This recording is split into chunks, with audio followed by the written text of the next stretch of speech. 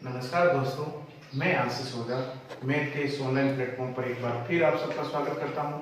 जैसा कि हमने क्लास 12 से रिलेटेड काफी जो है चैप्टर को हल कर लिया था, आज हम न्यू चैप्टर स्टार्ट करने वाले हैं। चैप्टर नंबर 7 जो है अवकलन डेरिवेशन जो है हमारा ये चैप्टर रहेगा और एग्जाम की दृष्टि से ये बहुत इंपॉर्टेंट चैप्टर रहेगा। आज हम सर्वप्रथम इसके कुछ फॉर्मूले को देखते हैं कि हमारे पास किस तरीके के जो है सवालों को हल करने के लिए फॉर्मूलों का यूज किया जाएगा। तो यहाँ पर सबसे पहला फॉर्मूला हमारे पास रहेगा, हमें किसी का अवकलन करना है तो उसको डी बाई dx से शो करवाना है। मान लीजिए हमारे पास जो है कांस्टेंट वैल्यू आ जाए, नियतांक आ जाए। एग्जांपल के तौर पर मैं आपको समझाऊं, मान लो कि हमारे पास a का अवकलन करना हो, ये कांस्टेंट वैल्यू है और जब कांस्टेंट नियतांक वैल्यू का अवकलन किया जाएगा तो उसकी वैल्यू जो है वो 0 रहेगी। तो इसी तरह कांस्टेंट वैल्यू के जो अवकलन रहेगा वो 0 रहेगा। ये हमारा फर्स्ट फॉर्मूला है।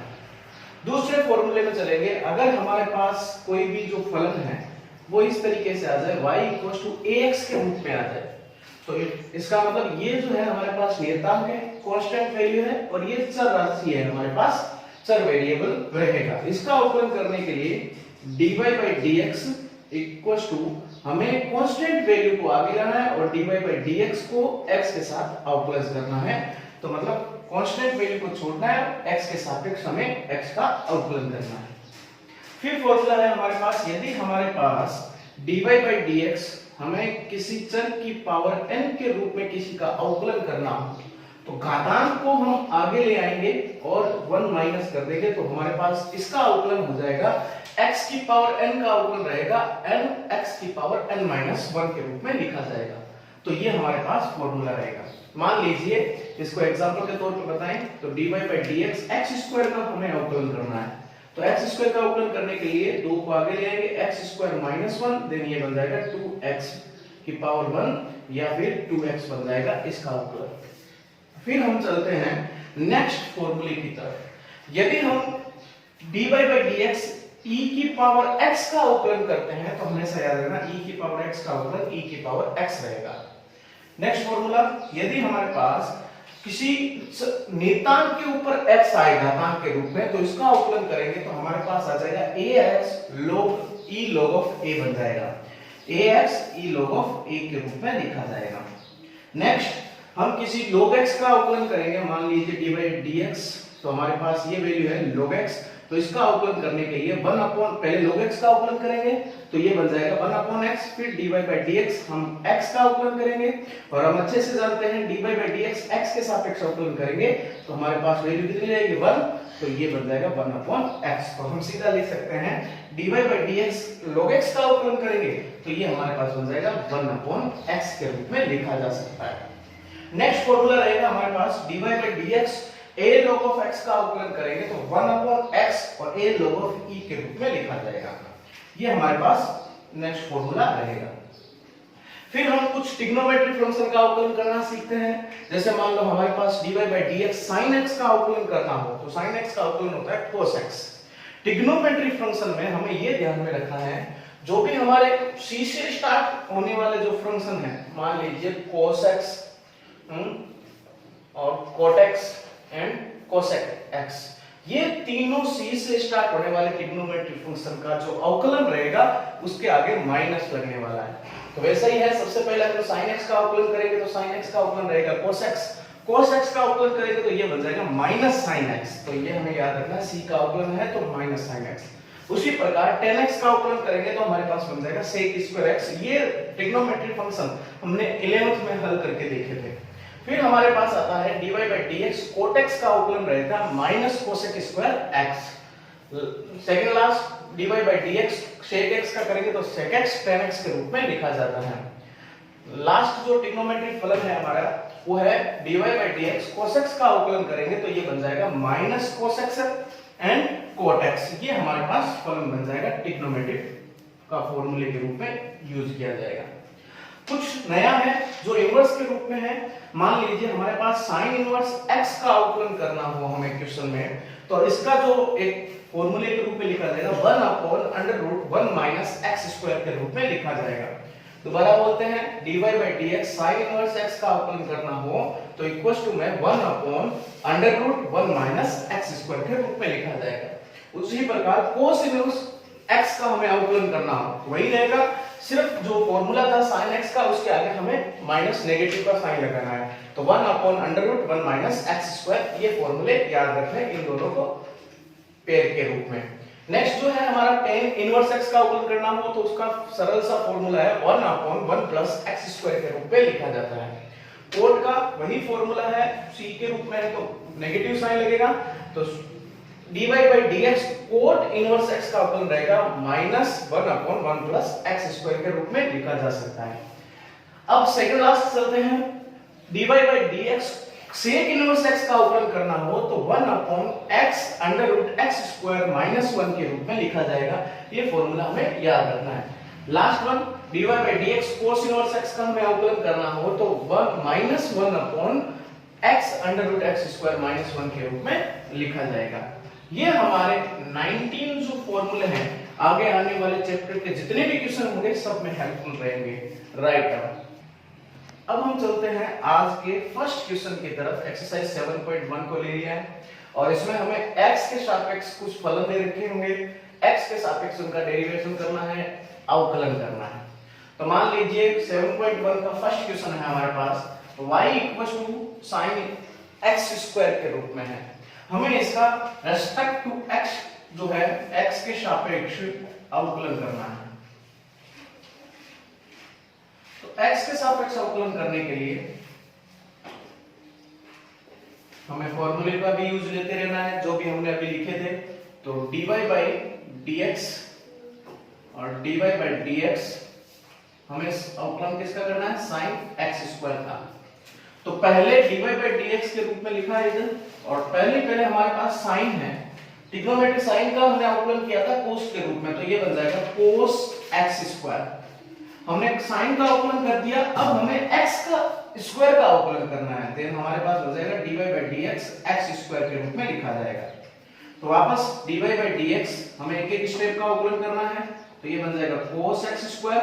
हमें पता है x स्क्वायर का अवकलन ये हमारे पास फॉर्मूले के रूप में बन रहा है dy by dx x की पावर n के रूप में बन रहा है, और x की पावर n के रूप में आ जाए तो हमने कैसे लिखा था, 2x और 1 कम किया तो माइनस किया तो हमारे पास हो गया x की पावर 1, तो ये बन गया था dy by dx, last step रहेगा हमारा 2x dot cos x square, ये हमारा sin x स्क्वायर का अवकलन रहेगा। ये क्वेश्चन नंबर फर्स्ट का अवकलन है। इसी प्रकार हम चलते हैं क्वेश्चन नंबर सेकंड की तरफ। क्वेश्चन नंबर सेकंड है हमारे पास जो फलन है वो ये है y equals to tan 2x plus 3 के रूप में दे रखा है। इसका भी हमें यही करना है, x के सापेक्ष अवकलन करने पर। तो वही है, हमें सबसे पहले dy by dx के रूप में और tan का अवकलन करेंगे dy by dx। tan जो है x की वैल्यू है 2x प्लस 3। सबसे पहले हमने अभी जो फॉर्मूले सीखे थे, सबसे पहले हमें किसका करना है, tan का करना है, dy by dx। हमें अच्छे से पता है tan के सापेक्ष अगर अवकलन करते हैं तो tan का अवकलन रहता है sec स्क्वायर x, तो ये tan का अवकलन बन जाएगा sec स्क्वायर x की वैल्यू है 2x प्लस 3। अब हमें x का अवकलन करना है और यहाँ पे x है 2x प्लस 3 है, तो इसको हम हल करेंगे तो यहाँ पे बन जाएगा dy by dx equals to sec square 2x plus 3, और 2x का अवकलन बन जाएगा 2x का 2 बन जाएगा और x का 1 बन जाएगा, और 3 जो नेगेटिव जो कांस्टेंट वैल्यू है, अचर पद है, उसका अवकलन बन जाएगा 0। तो अब लास्ट स्टेप हमारे पास बनेगा dy by dx 2 sec square 2x plus 3, ये हमारा क्वेश्चन नंबर 2 का अवकलन होगा।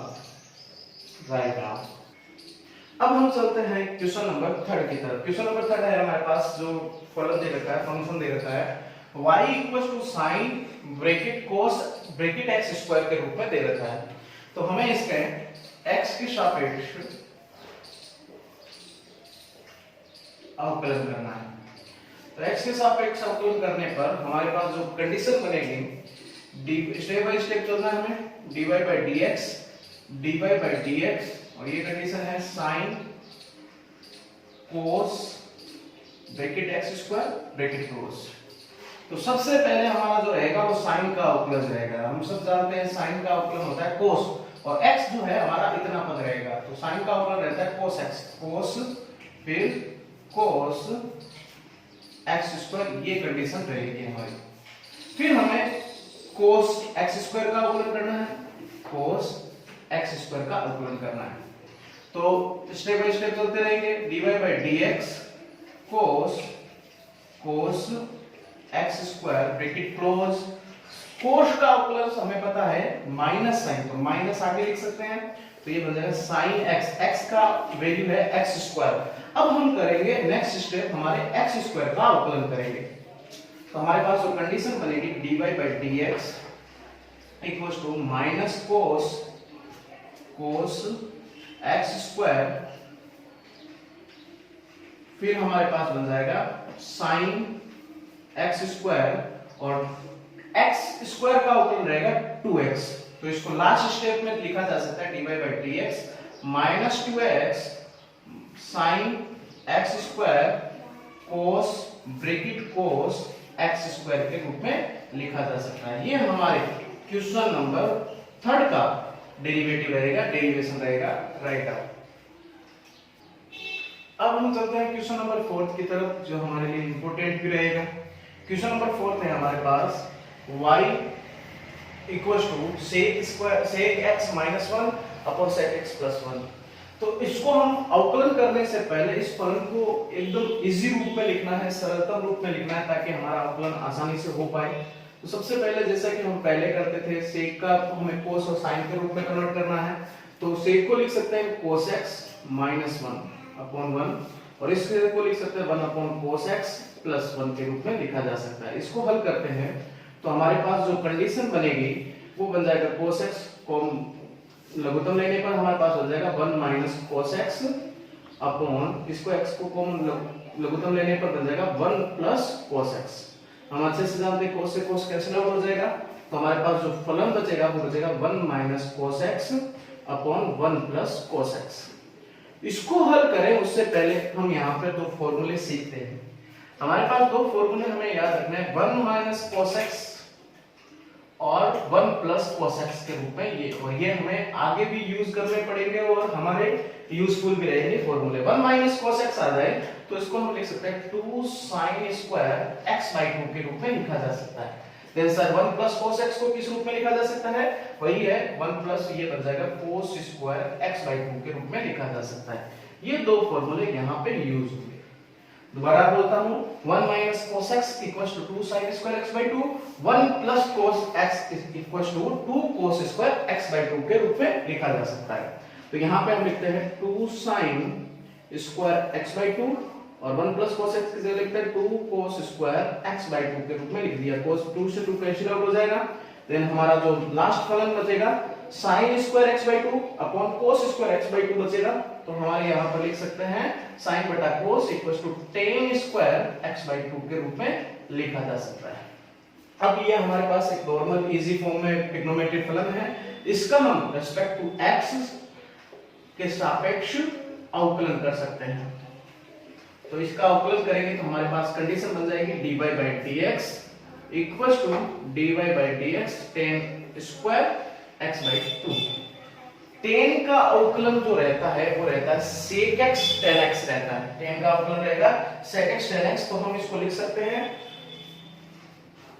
dy by dx, dy by dx, और tan स्क्वायर x का हमें अवकलन करना है।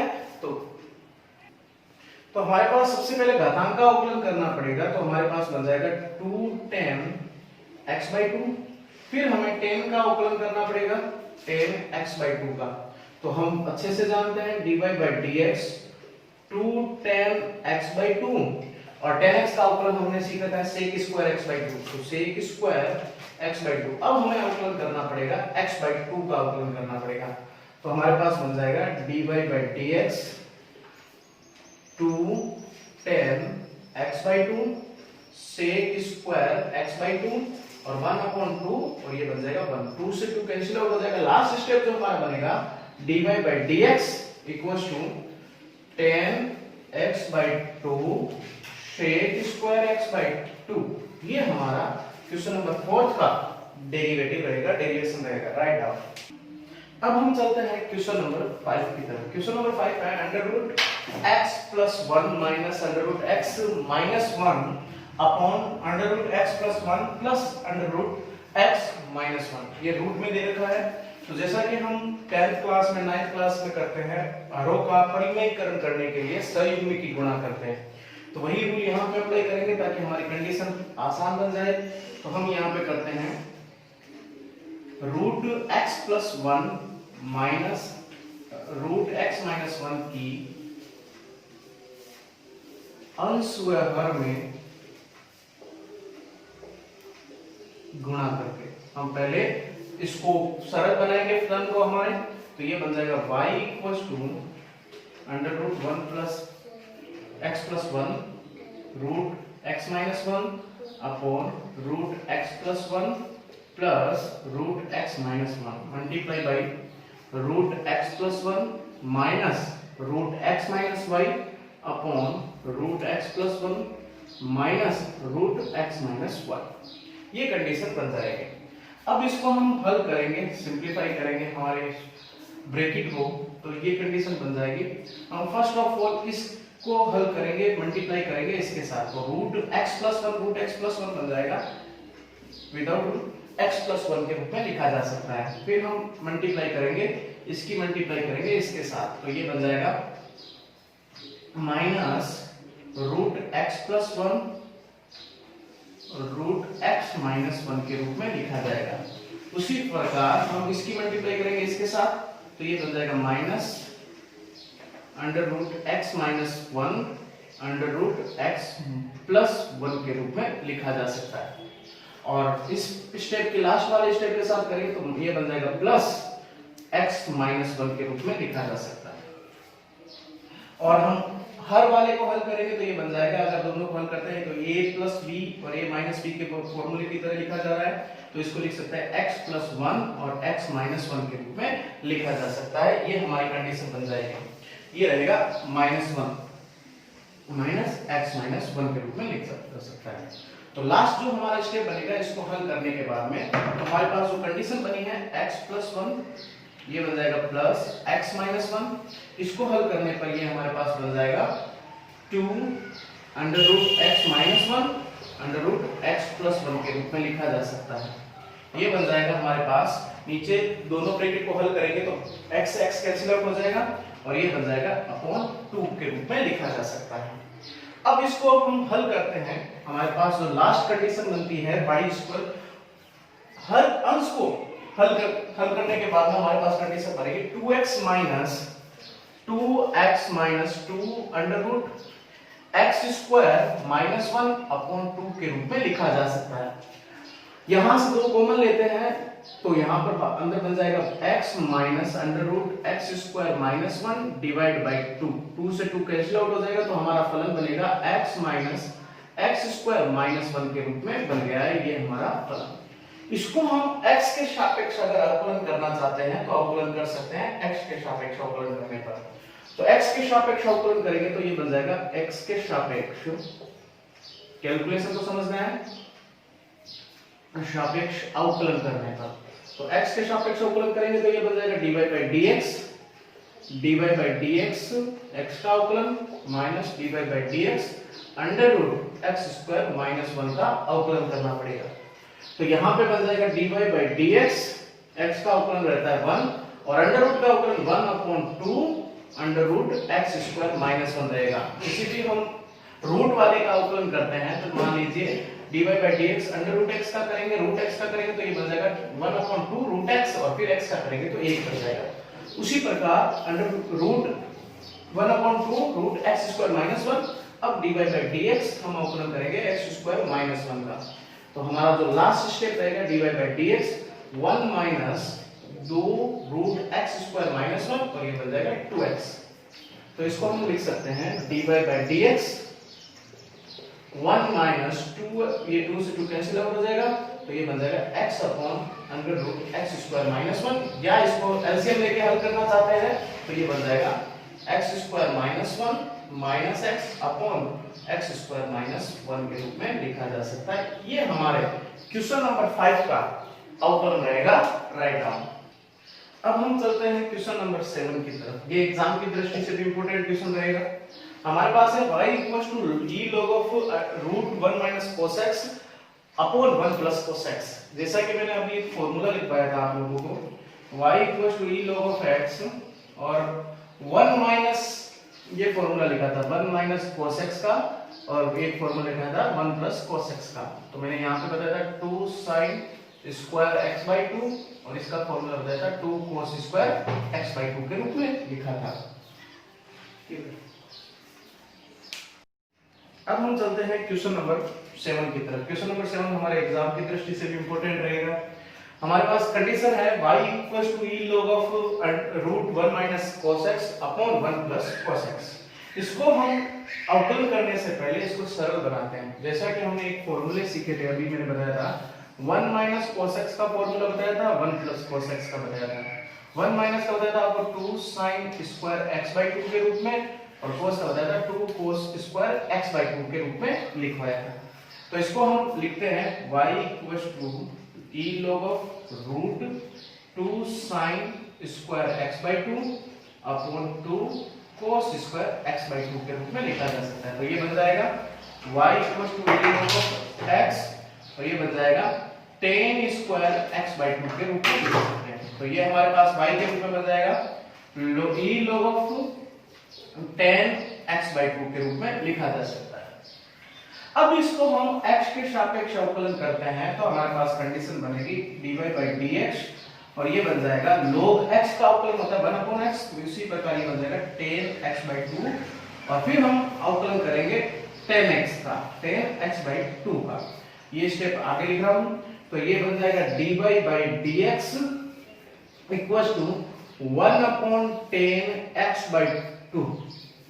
ओके, तो tan x बाई 2 का हो जाएगा sec square x by 2, sec square x by 2, और dy बाई dx का अवकलन बन जाएगा x बाई 2 के रूप में बन जाएगा। तो यहाँ पे बन जाएगा dy बाई dx, तो ये बन जाएगा, इसको हम लिख सकते हैं tan, ये यहाँ पे बन जाएगा 1 upon sin x by 2 upon cos x by 2 के रूप में लिखा जा सकता है। और इसको हम लिख सकते हैं 1 upon cos square x by 2 के रूप में लिख सकते हैं, और इसका अवकलन बन जाएगा 1 अपॉन 2 और x का अवकलन बन जाएगा 1। अब हम इसको देखते हैं dy बाई dx, ये चला जाएगा ऊपर, तो यहाँ पे बन जाएगा cos x by 2 upon sin x by 2, यहाँ पे आगे लिख सकते हैं x बाई 2 और cos स्क्वायर x बाई 2। तो cos स्क्वायर से cos x by 2 cancel out हो जाएगा, तो हमारे पास कंडीशन बचेगी dy by dx equals to 1 upon 2 sin x by 2 और cos x बाई 2 के रूप में। अब यहाँ पे भी हमारे पास फॉर्मूला बन रहा है। हमने sin 2 थीटा का फॉर्मूला सीखा था, 2 sin थीटा cos थीटा के रूप में सीखा था। और यदि हमारे पास ये कंडीशन आ जाए sin थीटा, तो ये बन जाएगा 2 sin theta by 2 cos theta by 2। अगर हम देखते हैं यहाँ पे 2 sin x by 2 cos x by 2 इस रूप में बन रहा है, तो इस रूप में बन रहा है तो इसको हम लिख सकते हैं sin theta means dy by dx, ये बन जाएगा 1 अपॉन sin x के रूप में, और 1 अपॉन sin x हमारे पास बनता है dy by dx is equal to cos x के रूप में। तो हम रूट से लेकर चले थे और इसका अवकलन करने पर हमारे पास अवकलन बना है dy by dx cos x के रूप में बना है, राइट। अब हम इस चैप्टर से रिलेटेड जो नेक्स्ट क्वेश्चन है हम नेक्स्ट पार्ट में करने वाले हैं। इन सवालों से रिलेटेड कोई भी आपको डाउट हो तो आप कमेंट के माध्यम से पूछ सकते हो, राइट। धन्यवाद।